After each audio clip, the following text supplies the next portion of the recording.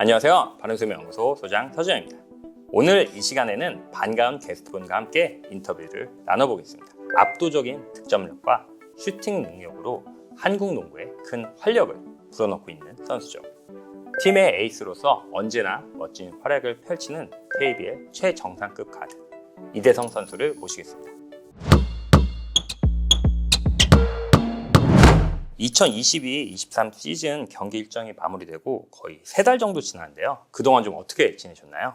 팬분들께서도 언론을 통해서 많이 보시고 하셨겠지만 FA였어서 진로에 관한 그런 문제들, 또 작년 부상으로 인해서 제가 손목 수술을 하고 부상 치료 재활 이렇게 좀 시간을 3달 동안 엄청 정신없게 보냈었던 것 같아요. 지난 시즌에 부상 악재가 겹치면서 마지막 3경기를 결장하셨어요. 지금 부상은 좀 어떻게 완벽하게 회복된 상태신가요? 네, 손목 수술은 잘 됐고요. 최근 들어서는 이제 3점 슛까지 많이 연습을 하고 큰 통증 없이 잘 재활이 돼서 연습을 하고 있고요. 그 외에 이제 다른 근육적인 부위들은 잘 치료돼서 지금은 되게 좋은 컨디션입니다. 정말 다행이네요.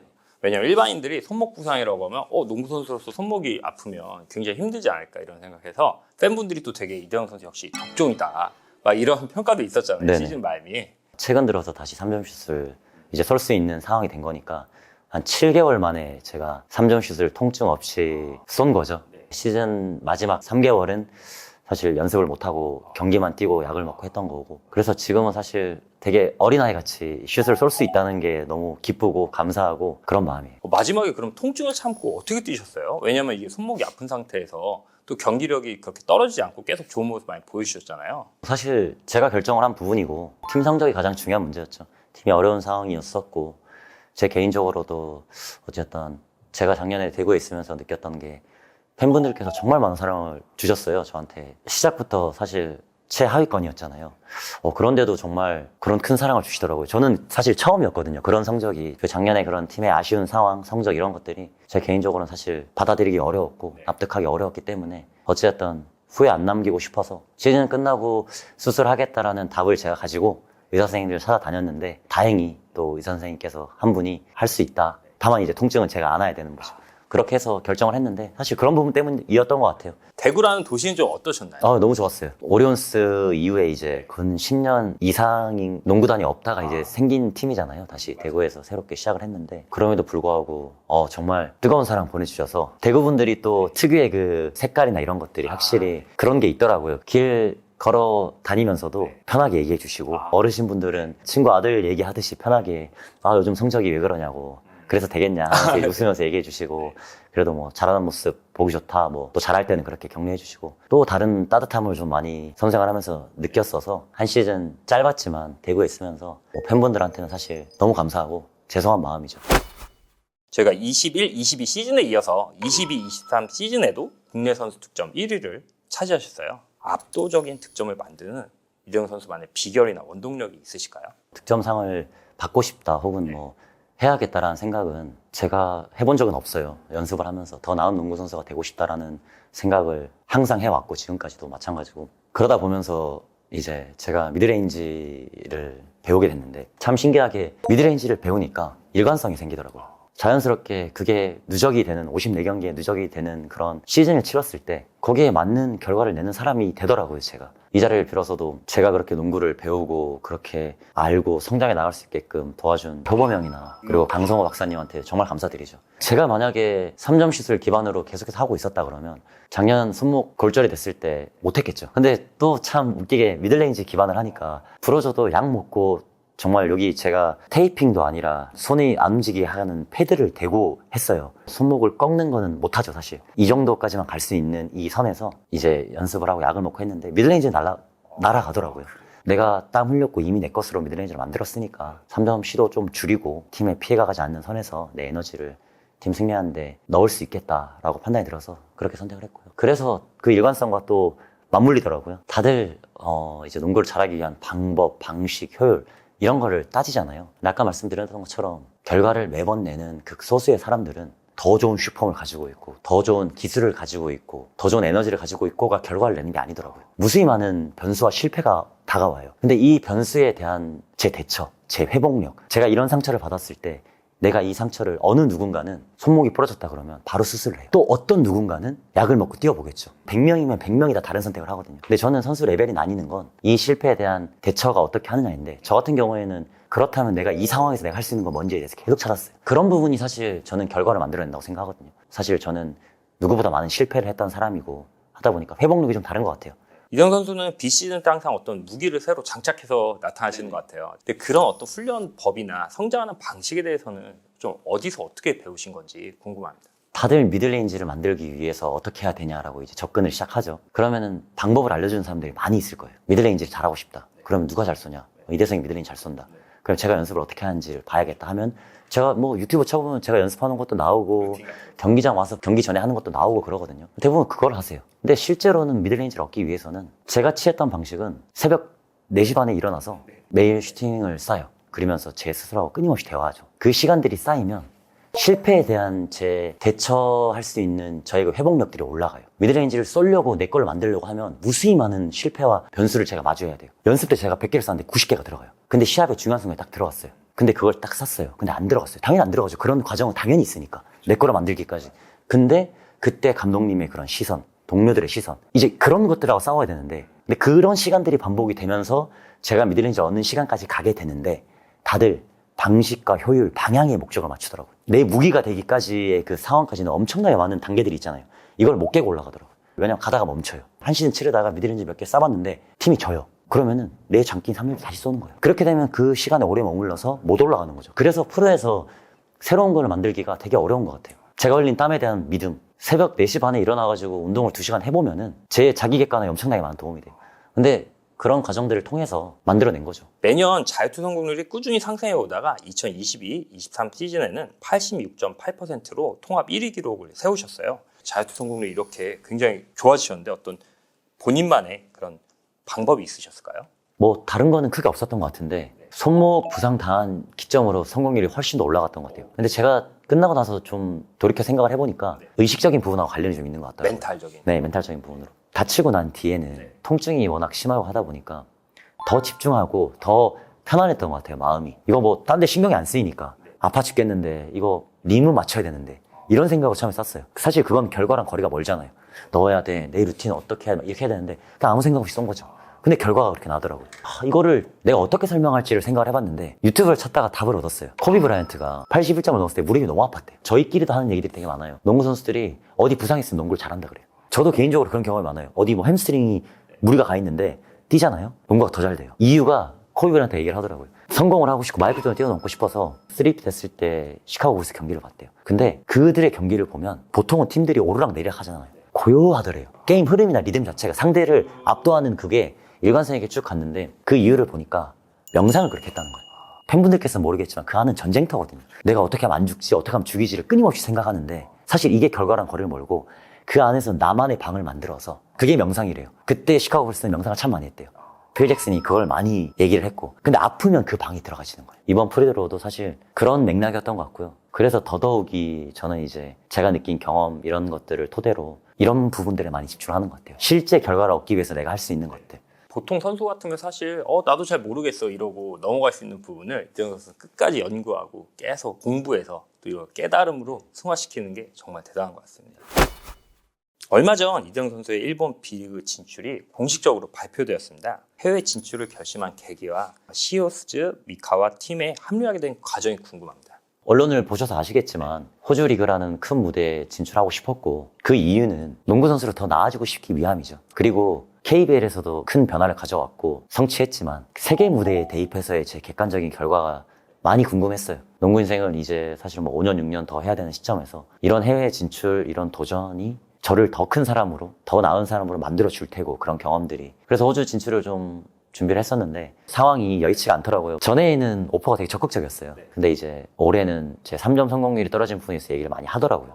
제가 느꼈을 때 부상 또한 저고 그런 생각들을 많이 하고 있었어요. 이게 정말 쉽지 않구나. 그러던 차에 이제 FA다 보니까 한국에서 정리를 하고 일본 팀에서 이제 미팅에 대해서 이제 좀 잡힌 거죠. 사실 마음은 가지 않았어요. 왜냐면 호주 아니고선 생각을 사실 안 해봤고, 어쨌든 에이전트께서 뭐 얘기해 보는 건 저도 좋으니까 새로운 환경에서 이런 누군가와 줌 미팅을 하는 것도 나한테는 큰 공부가 될 수 있겠다라는 생각에 했어요. 그래서 일본 두 팀하고 미팅을 좀 했는데 첫 번째 팀은 정말 인상적이더라고요. 되게 제가 시즌 때 했던 영상들, 저의 강점, 저의 약점들을 다 정리해서 영상으로 보여주시고, 그리고 제가 팀에서 맡게 될 역할들, 저를 위한 뭐 스페이싱, 저를 위한 전술, 팀의 방향, 뭐 이런 걸 다 설명을 하세요. 그리고 제가 들어왔을 때 저의 강점이 어떻게 시너지가 될 거고, 휴스턴 시절에 마이크 덴토니 감독의 그런 농구를 하고 싶고, 거기서 메인 포핸들러라고 하면 제임스 하든이죠. 누구나 꿈꾸는 제임스 하든 그 역할을 가질 수 있는 거고, 그래서 제가 딱 미팅이 끝나자마자 정말 여기 가서 농구하면 어떻게 보면 지금까지 내가 이렇게 농구하고 싶다 저렇게 농구하고 싶다에 대해서 많은 그런 아쉬움이 있었고 항상 에너지를 내비쳤는데 이거 완벽히 채워지겠다, 이 대성이 어떻게 농구하는지 너무 궁금해지는데, 이런 생각이 들더라고요. 그리고 이제 두 번째, 지금 저희 미카와 팀 감독님하고 미팅이 잡혔는데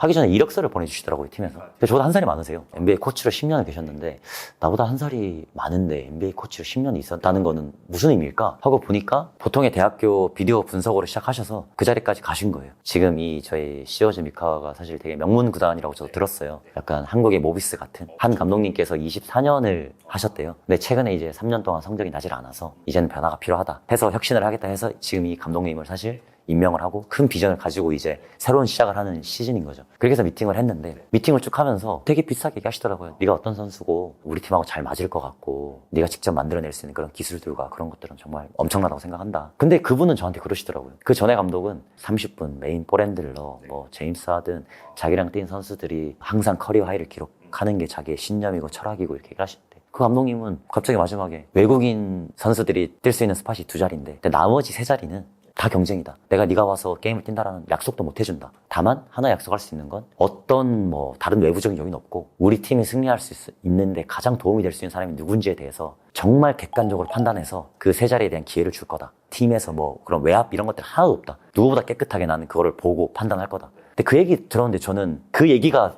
움직였어요. 왜냐면 저는 그거면 되거든요. 저한테 30분을 띄워준다, 메인 포핸드를 한다. 제가 다치면 어떡해요? 그 약속을 지켜줄 건가요? 이 세상에 개런티 된 부분은 저는 아무것도 없다고 생각해요. 근데 저는 딱 하나 필요한 게 그거였어요. 객관적인 상황에서 객관적인 평가, 나한테 공정하게 경쟁의 기회. 왜냐면 이것만 주어지면 저는 그 안에서 다 이길 수 있거든요. 그래서 그 얘기를 딱 듣는 순간 되게 인상적이었고 되게 신선했어요. 그리고 딱 미팅이 끝나자마자 든 생각이, 내가 이 사람 밑에서 이 사람과 함께하면 어떤 사람이 될지, 어떻게 성장할지 너무 궁금한데, 이 생각이 딱 든 거예요. 그러면서 생각을 해봤죠. 호주가 사실 계속해서 기간을 두고 기다려라 확신도 없고 뭐 그렇다고 안 된다고도 얘기도 안 했어요. 아, 그럼 딱 오르라는 건 아니고? 일단 왜냐면 이게 지켜보자. 우선순위가 있으니까 그쵸. 좀 지켜봐 달라. 근데 제가 생각을 해보니까 제가 더 나은 선수였다면 이미 오퍼가 왔을 거고, 근데 오퍼를 할지 말지 고민하고 있는 정도의 수준이라면 제가 올해 호주 갔다가 끝나는 것도 아니고 어차피 한 번은 무조건 갈 텐데, 제 개인적으로 그럼 내가 이 사람 밑에 간다 그러면 나는 무조건 성장할 거에 대한 그런 확신은 내가 무조건 가지고 있는데, 이 사람과 같이 하면 기회가 또 오겠다. 어쨌든 KBL에서 보다 사실 B리그가 NBA 스카우터들도 파견이 돼서 보고 있고, 외국인 선수들도 3명 보유 2명이 뛰는 리그다 보니까 사실 뭐 경쟁력이 되게 있는 리그예요. 그 시스템 내에서 제가 역량을 발휘하냐 안 발휘하냐가 호주 그 사람들이 봤을 때는 평가 기준 자체가 조금 더 객관적으로 볼 수 있겠다. 왜냐하면 외국인으로서 적응적인 문제나 이런 것들이 어떻게 보면 모의고사식으로 충분히 될 수 있겠다는 생각을 했고요. 그렇게 해서 사실 선택을 했던 것 같아요. 이정 선수는 제가 인터뷰를 해보면 키워드가 성장과 어떤 향상심인 것 같아요. 새롭게 일본에서 뛰시면서 기대하시는 부분이나 좀 주안점으로 생각하는 부분들이 있으실까요? 일본에 가서도 아까 말씀드린 것처럼 결과를 내는 거에 모든 포커스를 둘 거예요. 예. 그 안에서 어떤 누군가는 첫 해니까 힘들 거야, 첫 해니까 이거는 그래도 내가 할 수 있지라는 게 아니라, 결과를 내는 사람은 어디 가서는 결과를 내더라고요. 대중들께서 저에 대한 아쉬움이 많으신 분들이 저는 많다라고 알고 있어요. 호불호가 되게 강한 선수죠, 제가. 그 이유가 저의 신념이나 저희 그런 꺾이지 않는 그런 얘기들. 지금 또 제가 내년에 무조건 결과를 낼 거다, 내가 결과를 낼 수 있는 사람이다라고 얘기를 하면, 사실 작년에 실패했잖아요. 근데 제가 말씀드리는 제가 결과를 낼 수 있다는 이 믿음은 뭐냐면, 그 실패들 후에 저는 머무르지 않거든요. 그래서 그런 간극이 좀 있는 것 같아요. 왜 맨날 저렇게 자신 있어 해? 자기 객관화가 안 되는 것처럼 해 라고 얘기를 하지만, 제 인생을 길게 보시면 1년 전에 저를 보고 5년 전에 저를 보면 저는 그걸 매번 메꿔오고 성장해 왔던 사람이니까, 그게 또 제가 말씀드린 결과는 냉정하고 차가운 거기 때문에 성장을 위해서 또 제가 어쩔 수 없는 부분이죠. 저도 또 팬으로서 이정 선수가 일본 농구에서 어떤 모습일까 이런 거 되게 궁금하거든요. 팬분들이 많이 궁금해하시지 않을까요? 네, 일본 농구가 또 굉장히 발전을 많이 해왔잖아요. 리그가 엄청나게 확장을 하고 있고요. 두 팀하고 미팅을 해봤지만 얘기를 나누면서 느꼈던 게 뭐냐면, 고점이 어디냐에 따라서 내 인생이 달라지잖아요. 이 고점이 당장 눈에 보이진 않지만 엄청나게 큰 영향으로 돌아오고 그게 경쟁력이라고 생각해요. B리그가 가지고 있는 비전과 고점이 저희가 생각하는 비전보다 더 커요. 이미 자국 NBA 선수를 3명, 4명 배출하겠다. 올림픽에 맞춰서. 그리고 어떻게 리그를 확장시키겠다에 대한 비전과 청사진을 그렸어요. 그리고 그걸 공표를 하더라고요. 그때 다 웃었어요. 제가 그때 국가대표 경기를 뛰고 있었는데 일본에서 NBA 선수를 3명, 4명 만들겠다고 하는데 눈에 봐도 보이지도 않아요. 대학교에 뛰고 있는 애도 없는데 뭘 한다는 거야. 야, 꿈 높다. 근데 나오더라고요. 그 시기에 맞춰서 르이 아츠무라, 바바 유다이, 와타나베. 근데 사실 이 선수들이 저희 나라 선수들에 비해서 특별한 선수들이 아니에요. 이번에 평가전 보셔서 아시잖아요. 저희랑 일본 팀하고 하잖아요. 저희 동아시아권 팀들하고 하면 저희가 큰 차이가 안 나요, 사실. 근데 진짜 경쟁력은 강팀하고 있을 때 나오거든요. 일본 2팀 선수들은요, 프랑스하고 호주하고 해도 똑같이 저렇게 농구를 해요. 뭐 물론 슛 기회를 좀 덜 얻어내긴 하겠지만 같은 경쟁력의 그런 어떻게 보면은 자기들 플레이를 똑같이 한다는 거죠. 근데 저희는요, 저희보다 피지컬이 강하고 힘든 상대로 하면은 저희 플레이가 없어져요. 이게 저는 경쟁력을 생각해요. 저희 나라 농구에 대한 그런 뭐 경쟁력을 아쉽게 생각하는 게 아니라 진짜 경쟁력은 강한 상대를 상대로 나오잖아요. 세르비아에서 베네수엘라랑 경기를 딱 했었는데 베네수엘라가 남미 팀이고 되게 타이트하잖아요. 쓰이는 에너지와 이런 게 완전히 달라요. 왜냐면 피지컬이 다르니까. 근데 다들 말은 안 하지만 공을 잡기를 무서워요. 왜냐면 그런 선수랑 해본 경험이 없으니까. 와타나베, 하치무라 저희랑 하잖아요. 저희 상대로 30, 넣는 거 아니거든요. 근데 경험을 통해서 경쟁력이 있는 거예요. 저는 그게 진짜 경쟁력이고 그게 레벨이라고 생각하거든요. 그 부분이 저는 보이더라고요. 그래서 일본 농구가 사실 엄청나게 큰 비전을 가지고 있고 저희랑 고점이 좀 달라요. 그럼 그 차이가 어디서 발생하는 걸까요? 우리나라 강팀을 만나면 좀 주눅이 들고 자기 플레이를. 환경이죠. 더 많은 선수들이 일본 선수들은 그 해외 리그를 경험하고 있고 보셔서 아시겠지만 이번에 그 일본의 네브라 대학 있는 그 왼손잡이 슈터 보셨잖아요. 그 친구는요. 저희랑 할 때 농구 그렇게 하잖아요.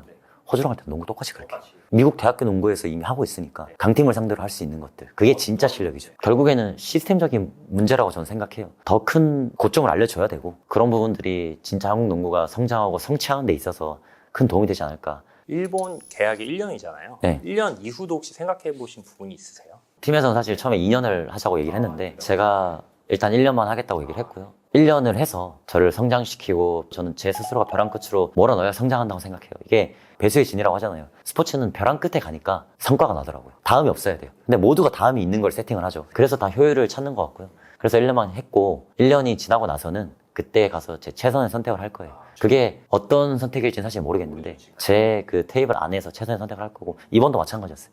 또 어떤 일각에서는 이정 선수가 1년 뒤에 KBL로 돌아오는 거 아니냐. 애초에 본질 자체가 돈을 더 벌기 위해서도 아니었고 제가 더 나은 사람, 더 나은 선수 경험을 통해서 만들어지더라고요. 그게 내가 경험한 선만큼 보이고 내가 아는 만큼 보이는데 더 많은 경험과 이런 것들이 저를 객관적으로 더 나은 사람, 더 나은 선수가 될 수 있겠다라는 판단하에 이런 선택을 했고 말씀하신 것처럼 1년 하고 돌아오는 건 사실 쉽지 않을 것 같아요. 애초에 더 길게 보고 갔고요. 더 부딪히고 객관적인 저를 알게 되고 하고 오면은 아직 한국에서 해내야 될 것들도 많이 있어서 그 경험을 통해서 또 그런 목표도 또 이룰 수 있는 그런 기회가 있었으면 좋겠습니다. 네. 이번에 일본 진출하시면서 주변 동료 선수분들의 반응 좀 어떻나요? 준영이 같은 경우에는 사실 준영이도 FA였고 애초에 호주를 더 먼저 사실 생각했으니까 거기에 대한 걱정이나 이런 걸 좀 해주더라고요. 왜냐면 상황 자체가 사실 아쉽게 볼 수 있는 상황도 있으니까. 근데 뭐 축하한다는 얘기 많이 해주고요.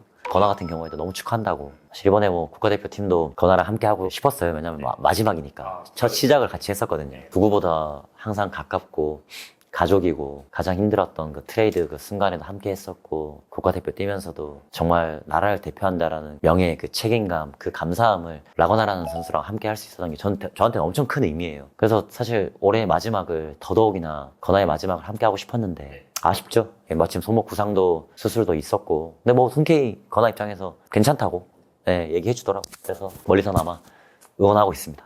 이번에 일본 진출 결심하시면서 가족분들의 반응 좀 어떠셨나요?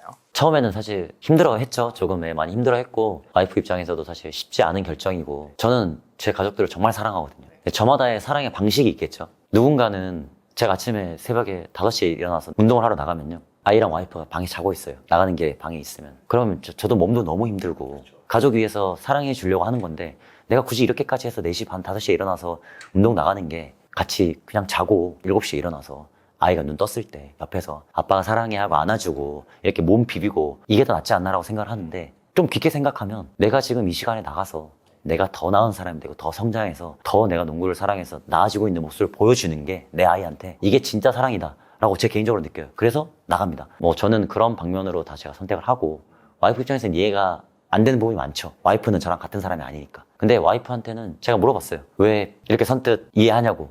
되게 무서워하고 새벽에 잠도 못 자고 막 그래요. 새로운 환경에 가서 어떻게 적응해야 되지. 아무도 없는데. 그런데도 저한테 별 내색도 안 해요. 그래서 내가 이런 정말 그 순간순간에 봤을 때는 합리적이지 못하고 효율적이지 못하고 참 바보 같은 선택이지만 그게 시간이 지나서 결과로 만들어지고 더 행복하고 더 나아지는 것들을 이제 많이 쌓였지 경험들이. 그랬더니 아니래요. 그러면 왜 그렇게 아무렇지 않게 얘기했더니 너는 그래도 갈 사람이니까 우리 가족을 위해서 편안하게 조금 가족을 위해 희생해줘라고 바지끄댕이 잡고 은유랑 같이 울지언정 너는 갈 사람이니까 그래서 너 하고 싶은 거 해 그러더라고요. 근데 그것 또한 와이프의 저에 대한 사랑이죠. 이번 해외 진출을 하면서도 많이 배우고 많이 정말 좋은 경험들을 하고 있는 것 같아요. 그래서 감사한 마음이고 이 자리를 빌어서도 사실 가족들한테 너무 고맙죠. 저희 부모님한테도 마찬가지고 장인 장모님한테도 다들 선뜻 그래 라고 해주시니까 그런 저에 대한 반응들이 다 사랑이라고 저는 알고 있어요. 다 누구보다 깊게 느끼고 있어서 감사한 마음입니다. 네. 이정현 선수의 어떤 사랑의 방식도 멋지고 그걸 또 받아서 응원해주는 가족의 사랑도 정말 보기 좋은 것 같습니다. 이대영 선수는 고향인 사천에 대한 사랑이 남다른 걸로 유명한데요. 이대영 선수가 생각하는 사천시의 매력이 좀 어떤 게 있을까요? 일단은 바다죠. 어릴 때부터 항상 이제 바다를 보면서 자랐고 10살, 11살 때까지는 제가 거기서 학교를 다녔으니까 지금도 부모님은 살고 계시고요. 사천시 매력은 뭐 사실 그냥 좋은 거밖에 없는 것 같아요. 편안하고 바다 있고 산 있고 살기 좋고 그러다 보니까 저는 뭐 사실 제가 이런 얘기하는 거에서 객관적일 수는 없죠. 근데 그냥 하나부터 열까지 다 좋습니다. 매년 사천시 주민들을 위해서 경로잔치를 개최하고 있어요. 경로잔치는 어떻게 시작하게 되셨어요? 왜냐면 요새 경로잔치가 막 익숙한 단어는 아니잖아요. 사실 뭐 어머니께서 이제 동네 분들 상대로 감사한 표현하면서 시작을 하게 됐고요. 제가 이렇게 선수 생활을 아직까지도 할 수 있고 좋은 환경에서 감사하게 할 수 있는 것도 저희 어머니가 저는 큰 부분을 차지했다고 생각하거든요. 중앙대에서 미국에 갈 때도 어머님의 역할이 또 많이 크다고 들었어요. 네, 그렇죠. 어머니가 혼도 많이 내시고 되게 호탕하시고 막 적극적인 분이세요. 아버지는 되게 조용하시고 항상 존중해 주시고 그런데 아버지가 생각보다 강하게 얘기하시더라고요. 중앙대에서 프로만 가도 너무 성공한 건데 아빠는 네가 체육 선생님만 해도 농구해서 사천이란 도시에서 프로 발만 들여도 그보다 더한 기쁨은 없다고. 근데 왜 미국을 가려고 하냐. 그냥 해주면 안 되겠냐. 아빠 부탁이다. 막 이렇게 얘기를 하시더라고요. 근데 엄마한테는 엄청 혼이 날 줄 알았어요. 근데 엄마가 그러더라고요. 가면은 어떨 것 같아? 잘할 수 있을 것 같아? 그래서 엄마 가면 진짜 자신 있어. 잘 될 것 같아? 그래? 그럼 해봐. 엄마가 빚을 내서라도 해줄게. 그때 한 5일 안에 1,000만 원을 같이 가는 분 비행기 값이랑 미국 G리그 일반인 트라이아웃 하러 간다고 뉴욕에 가가지고 기회를 보러 그냥 간 거죠. 근데 어머니가 구해서 해주셨어요. 어머니의 믿음을 시작으로 저의 여정이 시작이 됐죠, 사실. 최근 들어가지고 사실 물어봤어요, 엄마한테. 왜 그렇게 믿어줬냐고. 왜냐면 보통의 부모들은 정상적인 부모라면 경기를 못 뛰어서 벤치에 있었는데 미국 대학교 가겠다고 가버리니까 어떻게 그렇게 했어, 엄마? 지나고 봐서 물어봤죠. 그랬더니 어머니가 저한테 그러시더라고요. 삼촌 3명이 경찰이세요, 다. 할머니가 삼촌 3명 경찰로 뒷바라지 하시고 그때는 더 남자들한테 더 신경 쓸 텐데 그래서 하고 싶은 걸 아예 못 하셨대요. 나도 하고 싶은 게 참 많고 그리고 나한테 우리 부모가 기회를 줬으면 난 진짜 잘했을 것 같은데 어머니가 못 하셨대요. 그래서 고등학교 졸업하시고 간호사가 되셔가지고 아버지 만나서 결혼을 아버지가 한전 다니셨으니까 안정적으로 결혼하신 거예요. 그러니까 도전, 기회 이런 것과는 거리가 먼 인생을 사셨어요. 안정적으로. 근데 저희 어머니가 말씀하시길 제가 어머니를 닮았대요.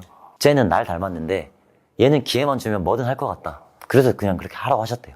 그래서 참 감사하죠. 이게 누가 그렇게 믿을 수 있겠어요. 정말 눈에 보이는데 아무도 안 한 건데 그걸 믿어주셨고 제가 그로 인해서 이렇게까지 하니까 사실 지금은 저희 어머니가 엄청 대단하게 느껴지세요. 과연 나면 할 수 있을까? 그런 생각도 많이 들었었고 지금의 농구선수 이대성이 사실 있게 된 것도 다 저희 부모님 덕분이죠. 경로잔치도 어머니가 그렇게 해주셨고 어머니한테 정말 감사드리죠. 네. 경로잔치도 KBL에서 취재를 갈 정도로 또 굉장히 화제도 많이 되고 오랜 역사를 가진 네, 그런 그쵸. 행사로 네. 되고 있어서 네네. 정말 보기 좋은 것 같습니다. 이대영 선수는 2013년 입단 이후에 올해 이제 프로 생활 10년 차에 접어드셨어요. 이대영 선수가 생각했을 때 10년 뒤에 이대영 선수는 어떤 모습일지 좀 생각해 보신 적이 있을까요? 어떤 모습일 거에 대한 구체적인 그림은 사실 그려본 적이 없어요. 왜냐하면 그런 얘기를 많이 하더라고요. 꿈을 꿔야 되고 꿈을 꾸면 그리는 대로 이루어지고 이렇게 하는데 지금의 제 경험에 의해서는 그게 아니더라고요. 꿈이 꾸는 게 아니라 꺼지더라고요. 근데 이 꿈이 언제 꺼지냐면 제가 지금도 매일 새벽 5시 일어나서 아침에 새벽에 나가서 제가 운동을 해요. 디펜스 연습이랑 인터벌 트레이닝 같이 묶어서 한 20분 정도 되는 것 같아요. 근데 안 쉬고 해요. 엄청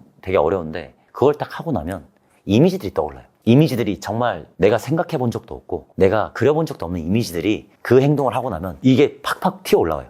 그래서 사람들이 꿈꾸면 성공한다는 말이 그건 뭔지 알 것 같아요. 제가 꾸는 게 아니라 꺼지는데 이게 꿈이구나 생각이 들어요. 제가 지금 3개월 동안 하고 있는데 3개월 동안 그 이미지들이 그려져요. 어쨌든 다음 시즌에 대한 이미지나 이런 것들이 지금 그려지거든요. 그래서 10년 뒤에는 사실 모르겠는데 어찌됐든 제가 이렇게 똑같이 살고 있을 테니까 거기에 맞춰서 계속 성취해 나가서 그런 꿈들을 똑같이 꾸면서 살고 있지 않을까요? 인터뷰를 할수록 농구를 통해서 더 나은 사람이 되고 그리고 성장을 하고 싶다는 그 생각이 머릿속에 가득하신 것 같아서 정말 인터뷰를 하면서도 좋은 기운을 많이 받습니다.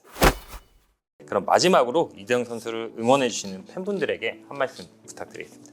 네, 뭐 항상 사실 감사드린다는 말은 뭐 해도 모자람이 없는 것 같고요. 농구 선수로서 아까 말씀드린 것처럼 이렇게 농구에 모든 걸 걸고 농구를 사랑해서 삶도 배우고 이해하고 또 많은 것들을 농구를 통해서 얻었는데 저희 어머니가 미국 간다고 했을 때 믿어줬던 믿음 같이 농구 선수 이대성을 정말 무조건적으로 사랑해 주시는 그 마음들이 많이 느껴요. 점점 나이 들면서 더 많은 감사함을 느끼고 뭐 제가 보답해 드릴 수 있는 방법은 제가 농구 선수로서 더 나아지는 방식이라고 생각해요. 스포츠의 본질에 가장 가깝게 땀 흘리면 더 나아진다라는 저는 그 모토를 가지고 있거든요. 철학을. 거기에 맞춰서 한 해 한 해 성장하고 성취하고 해 나가는 모습이 팬분들한테 받은 사랑 돌려드리는 길이라고 생각을 해서 선수 생활 마지막이 언제가 될지 모르겠지만 농구 선수 이대성을 사랑해 주시는 팬분들한테는 농구 선수로서의 그런 끝이 날 때까지 성취해 나가고 성장해 나가는 선수로서의 모습을 꼭 보여드리겠습니다. 네, 항상 너무 감사드리고 일본 이번에 또 가게 되고 또 새로운 제가 도전의 그런 시작을 하게 됐는데 많이 응원해 주시고 또 이뻐해 주셨으면 좋겠습니다. 감사합니다. 네, 지금까지 이대영 선수와 함께 인터뷰를 나눠보았습니다. 이대영 선수의 농구 철학과 인생관까지 엿볼 수 있는 의미 있는 시간이었는데요. 보시는 여러분께서도 뜻깊은 시간이 되시기를 바라겠습니다. 그럼 새 출발을 시작하는 이대영 선수를 향한 많은 응원과 기대를 부탁드리면서 오늘 바른수면 인터뷰는 여기서 마치도록 하겠습니다. 시청해주셔서 감사합니다.